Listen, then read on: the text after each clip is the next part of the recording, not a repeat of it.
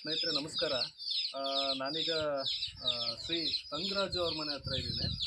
ಆ, ಈಗಷ್ಟೇ ನಾವು ಅಪ್ಪುಸ್ವಾಮಿ ಅಥವಾ ಅಪ್ಪರ್ ಸ್ವಾಮಿ ಅಂತ ಏನು ಹೇಳ್ತೀವಿ, ಅವ್ರ ಮನೆ ಪಕ್ಕದಲ್ಲೇ ಇದೆ ತಂಗರಾಜು ಅವ್ರ ಮನೆ. ಪುದುಕಾಡು ಏರಿಯಾದಲ್ಲಿದೆ. ಅಂಕಿಯೂರಿಂದ ಸ್ವಲ್ಪ ದೂರ ಆಗುತ್ತೆ, 8 ಕಿಲೋಮೀಟ್ರ್ ಆಗುತ್ತೆ. ತಂಗರಾಜು ಅವ್ರ ಮನೆಗೆ ಬಂದ್ವಿ. ಅವರು ವ್ಯವಸಾಯವನ್ನು ಅವರು ನೆಚ್ಚಿಕೊಂಡು ಅದರಲ್ಲೇ ಖುಷಿ ಪಡುವಂಥ ಒಬ್ಬರು ಜನ. ಜೊತೆಗೆ ಗಾರೆ ಕೆಲಸಕ್ಕೆ ಕೂಡ ಅವರು ಹೋಗ್ತಾರೆ. ಕಷ್ಟಪಟ್ಟು ಶ್ರಮಜೀವಿಯಾಗಿ ಅವರು ಕೆಲಸವನ್ನು ಮಾಡ್ತಾರೆ. ಒಂದು ನಿಮಿಷನೂ ಕೂಡ ಸಮಯವನ್ನು ವ್ಯರ್ಥ ಮಾಡ್ದಂಗೆ. ಇಲ್ಲೆಲ್ಲ ನೋಡ್ತೀರ ನೀವು, ಬಾಳೆ ಮತ್ತು ಹಾಕಿದ್ದಾರೆ, ಕೃಷಿ ಹೊಂಡ ಇದೆ ಅವ್ರದ್ದು, ಮನೆ ಇದೆ, ಜೊತೆ ಕೋಳಿ ಸಾಕಾಣಿಕೆ, ಜಾನುವಾರು ಸಾಕಾಣಿಕೆ, ಹಾಗೆಯೇ ಮುಸ್ಕಿನ ಜೋಳ ಕೂಡ ಬೆಳೆದಿದ್ದಾರೆ. ಅಪ್ಪುಸ್ವಾಮಿ ಅವ್ರ ಜಮೀನು ಪಕ್ಕದಲ್ಲೇ ಅವ್ರ ಜಮೀನಿದೆ. ಇಬ್ಬರು ಕೂಡ ವ್ಯವಸಾಯವನ್ನೇ ನೆಚ್ಕೊಂಡು ಸಮಯವನ್ನು ವ್ಯರ್ಥ ಮಾಡ್ದಂಗೆ ಅವರ ಒಂದು ಜೀವನ ನಿರ್ವಹಣೆಯನ್ನು ಮಾಡ್ತಾ ಇದ್ದಾರೆ. ಈ ಘಟನೆಗಳೆಲ್ಲ ಆಗುವಾಗ ನಾವು ಇನ್ನೂ ಸಣ್ಣ ಸಣ್ಣ ಹುಡುಗರು, ಈಗ ಒಂದು ಇದಕ್ಕೆ ಬಂದಿದ್ದೇವೆ. ಹಾಗಾಗಿ ನಮ್ಗೆ ಇವ್ರನ್ನೆಲ್ಲ ನೋಡಬೇಕು, ಇವ್ರ ಜೊತೆ ಮಾತಾಡಬೇಕು, ಹೇಗಿದ್ದಾರೆ ನೋಡಬೇಕು ಅನ್ನೋದೊಂದು ಕ್ಯೂರಿಯಾಸಿಟಿ ಇತ್ತು. ಅದಕ್ಕೋಸ್ಕರ ನಾವು ಬಂದು ಅವರನ್ನು ಇವತ್ತು ಭೇಟಿ ಮಾಡಿ. ಅವರು ಬ್ಯುಸಿ ಶೆಡ್ಯೂಲಲ್ಲಿದ್ದರು. ಆ್ಯಕ್ಚುಲಿ ಅವರು ಇವತ್ತು ತಮ್ಮ ಕೆಲಸಕ್ಕೆ ರಜೆ ಹಾಕಿಬಿಟ್ಟು ಇಲ್ಲಿ ವ್ಯವಸಾಯಕ್ಕೆ ಒಂದೇನೋ ಔಷಧಿ ಸ್ಪ್ರೇ ಮಾಡೋದಿತ್ತು, ಹಾಗಾಗಿ ಇವತ್ತು ರಜೆ ಹಾಕಿ ಬಂದಿದ್ದರು. ನಮ್ಮ ಒಂದು ಪುಣ್ಯಕ್ಕೆ ಅವರು ಇವತ್ತು ನಮ್ಮ ಜೊತೆಗೆ ಸಿಕ್ಕಿದ್ದಾರೆ. ಅವರನ್ನು ಮಾತಾಡ್ಸೋಣ, ಅವರ ಪರಿಚಯವನ್ನು ಮಾಡ್ಕೊಳ್ಳೋಣ, ಏನೇನು ಘಟನೆಗಳಾಯಿತು ಅನ್ನೋದನ್ನು ಸಣ್ಣ ಒಂದು ನಿಮಿಷದ ಮೇಲೆ ನೋಡೋಣ. ಸರ್ ನಮಸ್ತೆ. ತಂಗರಾಜು ಸರ್ ಅವರೇ, ಈಗ ತಾವು ವೀರಪ್ಪನವ್ರ ಜೊತೆಗೆ ಹೇಗೆ ಸೇರಿಕೊಂಡ್ರಿ ಮತ್ತು ಏನೇನು ಘಟನೆಗಳಾದವು ಅನ್ನೋದನ್ನು ಸಂಕ್ಷಿಪ್ತವಾಗಿ ಹೇಳಿ. ವೀರಪ್ಪನ ಜೊತೆ ನೀವೇ ನೋಡಬೇಕು, ನಮ್ಮ ಜಮೀನೆಲ್ಲ ಫಾರೆಸ್ಟ್ ಹತ್ರ ಇರ್ತದೆ. ಅದರಲ್ಲಿ ವೀರಪ್ಪನ ಇಲ್ಲೆಲ್ಲ ಮಲ ಬರೋದು ಹೋಗೋದೆಲ್ಲ ಅಂತಾರೆ. ನಾವು ಚಿಕ್ಕ ಹುಡುಗರಾಗಿರೋದ್ರಿಂದ ಅವ್ರು ನೋಡ್ಬೇಕಂತ ಒಂದು ಆಸೆ. ಆದ್ದರಿಂದ ಅಲ್ಲಿ ಅವರು ನೋಡೋಕ್ಕೆ ನೋಡಿದ್ದೀವಿ ಎಲ್ಲ. ತುಂಬ ಖುಷಿ ಆಯಿತು. ಹಂಗೆ ಅವರು ಬರುವಾಗ ಸ್ವಲ್ಪ ರೇಷನ್ ಐಟಮ್ ತಂದು ಕೊಡಿ, ನಾವು ಊಟ ಆಗ್ತೀವಿ, ನಿಮ್ಮ ಥರ ಬಂದು ನೋಡೋರೆ ನಮಗೆ ತಂದು ಕೊಡೋದು ಹಂಗೇನು ಹೇಳಿದ್ರು. ಆ ಥರ ಊಟಕ್ಕೆ ರೇಷನ್ ಇದೆಲ್ಲ ತಂದು ಕೊಡ್ತಾಯಿದ್ದೀವಿ. ಹಿಂಗೆ ಇರುವಾಗ ಅப்புறம் ಒಂದು ದಿವಸ ಬನ್ನಿ, ನಾನು ನಿಮ್ಗೆ ಕಳಿಸ್ಕೊಡ್ತೀನಿ, ಬನ್ನಿ, ಅವ್ರು 3 ತಿಂಗ್ಳಿಗೆ ಬನ್ನಿ ಅಂತ ಕರೆದ್ರು. ಯಾಕಂದರೆ ಇಲ್ಲ ಸುಮ್ಮನೆ ಬನ್ನಿ ಅಂತ ಕರ್ಕೊಂಡು ಹೋದರು. ಸರಿ, ನಾವೆಲ್ಲ ಕೆಲಸಕ್ಕೆಲ್ಲ ಬೆಲೆಯೂರು ಹಂಗೆಲ್ಲ ಅಲ್ಲಿ ಹೋಗ್ತಾ ಇರೋದು. ಸರಿ, ನಾವು ಹೋದರೆ ಯಾರಿಗೂ ಗೊತ್ತಾಗಿರಲ್ಲ ಅಂತ ಒಂದು ಇದರಲ್ಲಿ ಗೊತ್ತಿಲ್ಲ. ಚಿಕ್ಕ ಹುಡುಗರು ಆವಾಗ, ಅವರು 16 ವಯಸ್ಸು 17 ವಯಸ್ಸು ಇರ್ಬೋದು ಅಷ್ಟೇ. ಹೋಗಿದ್ದು ಅಲ್ಲಿ ಹೋಗಿ ಇವಾಗ ಬರೋಣ ನಾಳೆ ಬರೋಣ, ಇಲ್ಲಿ ದೂರ ಕರ್ಕೊಂಡು ಹೋಗ್ಬಿಟ್ರು. ನಮ್ಮ ಕಾಡಲ್ಲಿ ಅಂದ್ರೆ ನಮಗೆ ಇದೇ ಕಾಡಲ್ಲಿ ಆಚೆ ಹೋಗ್ತಾರೆ ಸರ್. ಇದು ಇಲ್ಲಿ ನುಗ್ಗಿದ್ರೆ ಹೋಗ್ಬೋದು, ಕೇರಳ ಕಂಡ ಹುಡುಗ್ಬೋದು. ನಮ್ಮದು ನಾಗರಹೊಳೆ ಅದ್ರ ತನಕ ಹೋಗ್ಬೋದು, ಅಷ್ಟು ದೂರ ಇದೆ. ಹಂಗೆ ಒಂದೇ ಫಾರೆಸ್ಟ್ ಆಗಿದೆ ಎಲ್ಲ. ಚಿಕ್ಕ ಅಲ್ಲಿಗೆಲ್ಲ ಮಧ್ಯದಲ್ಲಿ ಸಿಗ್ತದೆ, ಅದು ತಾಟಿದ್ರೆ ಹೋಗ್ತದೆ. ಹಂಗೆಲ್ಲ ಹೋಗ್ಬಿಟ್ಟಿದ್ವಿ. ಹಂಗೇನಾಗಿ 1.5 ವರ್ಷ ಆಯಿತು. ನಾವು ಅಲ್ಲಿ ಅಷ್ಟರಲ್ಲಿ ಒಂದು ಘಟನೆ ನಡೆದಿತ್ತು. 9 ಜನ ಕಿಡ್ನಾಪ್. ಅದು ಮುಗಿದ ನಂತರ ಮತ್ತೆ ಅವರು 2-3 ತಿಂಗಳು ಕಳೆದ ಮೇಲೆ ಸರಿ ನಾವು ಇಲ್ಲಿ ಹೋಗ್ತೀವಿ. 3 ತಿಂಗಳನ್ನ ಹೇಳಿದ್ದೀವಿ, ಇಷ್ಟು ಅದು ಕಿಡ್ನಾಪ್ ಆಯಿತು, ಇದಕ್ಕೆ ಮೇಲೆ ನಾವು ಇಲ್ಲಿ ಇರೋಕ್ಕಾಗಲ್ಲ ಹಂಗಂತ ನಾವು ಅಲ್ಲಿ ಇದು ಮಾಡಿ ಬಂದು ನಾವೇ ಸರೆಂಡರ್ ಆಗಿದ್ದು. ಮತ್ತು ಈಗ ಎಷ್ಟು ವರ್ಷ ಸೆರೆವಾಸ ಅನುಭವಿಸಿದ್ರಿ? 18 ವರ್ಷ ಮೈಸೂರಲ್ಲಿ.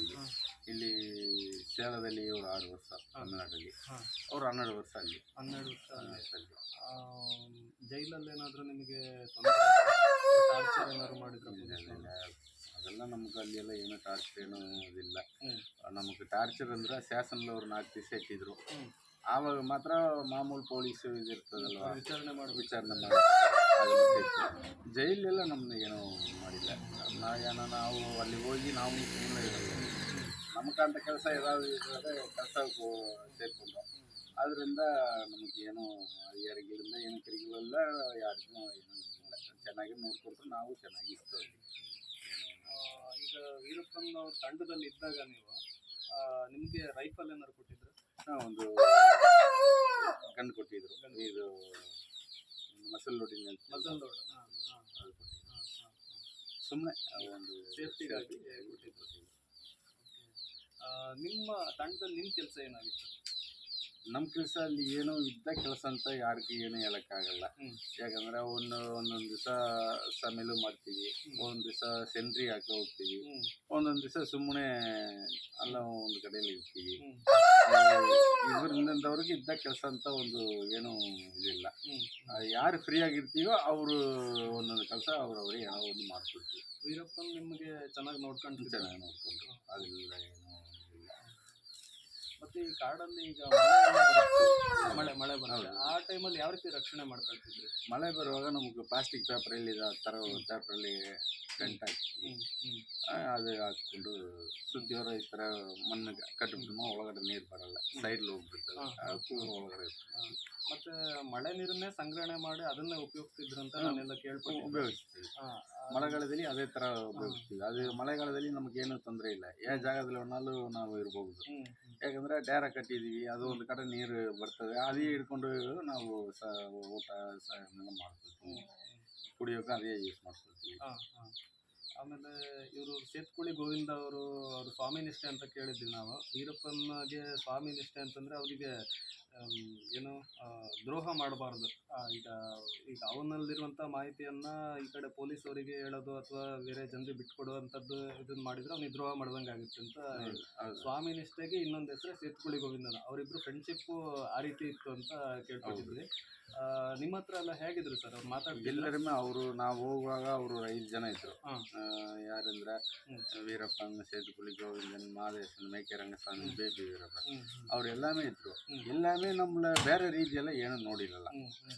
ಅವರು ಜೊತೆಲಿ ಅದೇ ಇರ್ತೀವಿ, ಎಲ್ಲ ಒಟ್ಟಿಗೆ ಎಲ್ಲ ನಮ್ಮ ಒಳಗಡೆ ಎಬ್ಬಡಿ ಅವ್ರು 5-6 ಫ್ರೆಂಡ್ಸ್ ಸೇರಿದ್ರೆ ಹಿಂಗಿರ್ತೀವಿ. ಅದೇ ರೀತಿ ನಮ್ಮ ವೀರಪ್ಪನು ನಾನು ದೊಡ್ಡವನು ಹಂಗಂತಲ್ಲ, ಅವ್ರು ಏನೋ ಇದು ಮಾಡ್ತಾರೆ.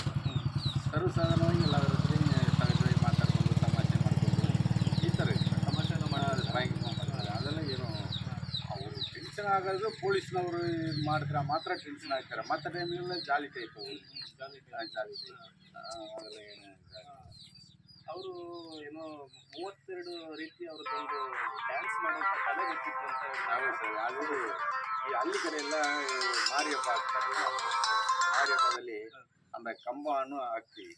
ಆ ಕಂಬ ತೆಗಿಯೋ ತನಕ ನೈಟ್ ಎಲ್ಲ ಆಡ್ತೀವಿ.